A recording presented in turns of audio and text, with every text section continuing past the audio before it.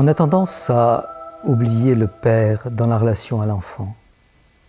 Et c'est vraiment quelque chose d'extrêmement dommage. Parce que le père, c'est celui qui représente l'esprit. C'est celui qui représente notre propre lien au ciel, alors que la mère nous enracine dans la terre. La mère nous enracine dans la matière. La mère nous permet de nous constituer dans notre incarnation, alors que le Père nous ouvre à la dimension de la pensée, à la dimension de tout ce qui transcende en quelque sorte la réalité. Alors bien sûr, ce discours peut sembler tout à fait conceptuel, mais il n'en est rien. Le Père n'est Père que parce que justement, il va permettre, dans sa relation à la mère, de devenir un tiers séparateur par rapport à la mère. La plupart des espèces animales ne tiennent que très peu compte ou pas du tout du père. Le père n'est juste que celui qui amène sa semence et qui s'en va ensuite. Parce que les animaux sont complètement dans une forme de fusion à la nature, à la terre-mère, à la matière. Mais ils n'adviennent pas à la fonction pensée, même s'ils peuvent avoir une intelligence, une sensibilité et une intuition qui peut dépasser de beaucoup celles que peuvent avoir les humains. Mais le propre de ce mammifère humain que nous sommes, c'est justement d'avoir cette fonction pensée, d'avoir cette capacité à transcender la réalité, à pouvoir se détacher de la nature pour accéder à la culture. Ça veut dire avoir ce qu'on appelle cette pensée réflexive par rapport au monde extérieur. Le Père, c'est celui qui justement permet d'entériner notre propre capacité à avoir un monde intérieur et un monde extérieur. S'il n'y a personne qui remplit cette fonction du tiers séparateur, cette fonction du Père, eh bien, l'enfant ne peut rester que dans une relation de fusion à la mère, de fusion à la terre-mère, de fusion à la nature. Alors certes, dans cette fusion, il peut aussi avoir une intuition absolument extraordinaire, mais en même temps, il n'aura pas cette capacité à développer cette dimension de l'esprit, et au-delà de cette dimension de l'esprit, à développer cette dimension du cœur en tant que le choix qu'il va faire d'aimer ou de ne pas aimer.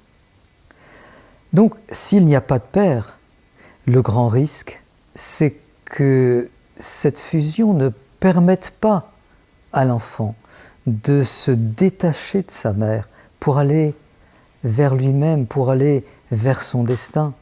Il restera complètement en fusion avec elle, et le grand risque alors, c'est qu'il devienne autiste. Et c'est vrai que c'est un trouble qu'on appelle aussi un trouble massif du développement.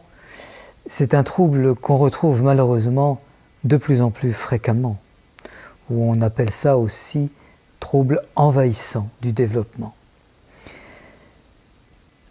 Bien entendu, il y a plein d'autres facteurs qui interviennent dans le fait qu'un enfant puisse devenir autiste, mais il ne faut pas exclure le fait que l'absence d'une fonction paternelle, l'absence d'une loi fondamentale qui veut que le mammifère humain puisse accéder à la pensée, puisse accéder à cette capacité de se détacher de la mère nature en quelque sorte, est quelque chose d'absolument essentiel et qui nous différencie profondément des animaux.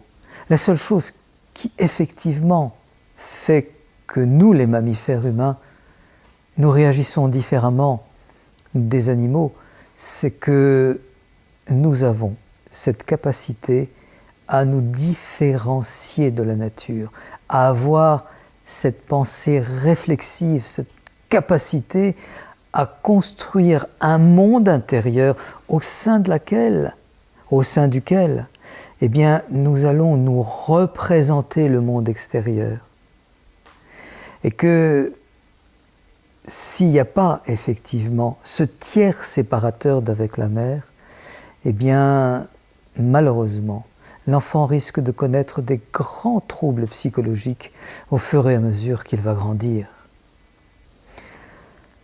Le père, c'est donc le garant de la loi. Or, quelle est-elle cette loi dont je parle ? Cette loi dont je parle, c'est ce qu'on appelle dans notre jargon la loi ontologique. Les lois ontologiques sont celles qui permettent à l'humain de devenir un être à part, un être qui a une dimension de sacralité, à savoir une dimension qui fait de lui un être, je dirais, qui dans sa dignité a véritablement le droit d'être respecté, le droit de vivre, le droit d'être considéré comme étant porteur de quelque chose de sacré, à savoir sa propre vie, sa propre existence. Et puis, le Père, c'est aussi celui qui, normalement, doit pouvoir fixer sur lui, autant que faire se peut, toute la dimension pulsionnelle de la mère dans ses besoins de satisfaction au niveau sexuel en particulier. Et que si la mère n'a pas cette possibilité de satisfaction avec un homme, à savoir au mieux le père, eh bien elle risque de demander à l'enfant de la satisfaire, au sens le plus large du terme. Ça veut dire lui demander en quelque sorte de porter pour elle le sens même de son existence.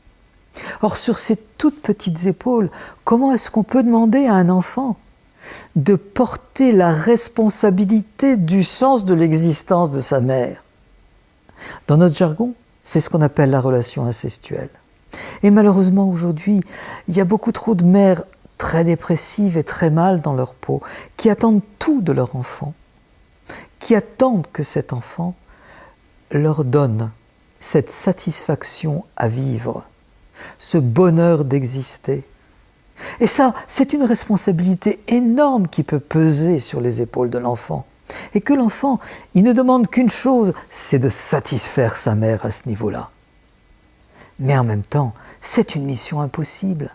Parce que dans cette mission, il n'a plus l'espace pour véritablement se construire son espace propre, son propre monde intérieur, puisque ce monde intérieur est entièrement occupé par la mère. Et le risque à ce moment-là, c'est bien entendu qu'il ne puisse plus s'en détacher, et que du fait de cette fusion avec sa mère, eh bien, il lui soit impossible d'advenir à lui-même, impossible de se constituer un désir propre, puisque le désir de sa mère, eh bien, il l'a fait sien. C'est comme si ça devenait son propre désir. Et ça, c'est une catastrophe aussi. Parce que si la mère ne désire pas ailleurs, à savoir au mieux, bien entendu, sur la figure du père, eh bien, cette énergie qu'on pourrait qualifier d'énergie d'amour, mais en même temps, je n'aime pas trop cette expression, parce qu'il ne s'agit pas vraiment d'amour, il s'agit vraiment de fusion, et de fusion relativement égocentrique, puisque la question c'est « satisfais-moi mon enfant ». Aime-moi mon enfant, j'ai besoin de ton amour pour pouvoir vivre, et si j'ai plus ton amour, je ne peux plus vivre. Alors comment l'enfant peut faire autrement que de satisfaire sa mère? Et donc, ça montre à quel point la place du père est absolument essentielle auprès de la mère, mais essentielle aussi auprès de l'enfant, puisque si la mère constitue l'élément essentiel pour lui donner cette sécurité de base dont il a besoin, eh bien, le père constitue l'élément essentiel pour lui permettre d'aller vers le monde extérieur et d'assumer sa propre puissance à être, à exister et à prendre sa place dans le monde.